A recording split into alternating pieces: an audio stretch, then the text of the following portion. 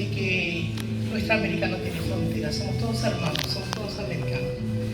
Y cuando en el año 1992 se hacen los 500 años de la colonización, Rigoberta Menchú recibe el Premio Nobel de la Paz.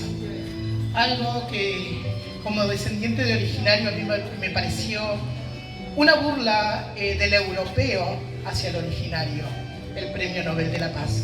Entonces, yo le escribí a ella este poema que se llama Como quisiera.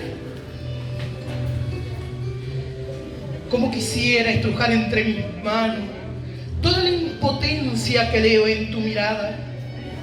Es una sombra de la noche a la mañana, fundir en el cuenco toda la tristeza que siente nuestra raza.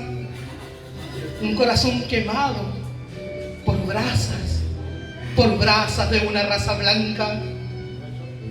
Como quisiera sembrar en tu morada la esperanza que acuna el alma, la comprensión que al mundo le falta, un mundo plagado por la ignorancia. En los campos sembraría estrella, un manto de amor en lluvia. Posaré una paloma blanca en el cuenco de tus manos. De los árboles sagrados tomaría una rama para tejer con ellos un nido de esperanza.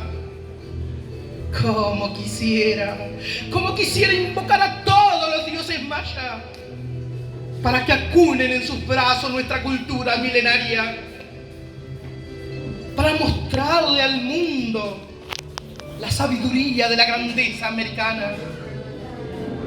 Como quisiera América verte levantada. Gracias. Gracias, Mónica.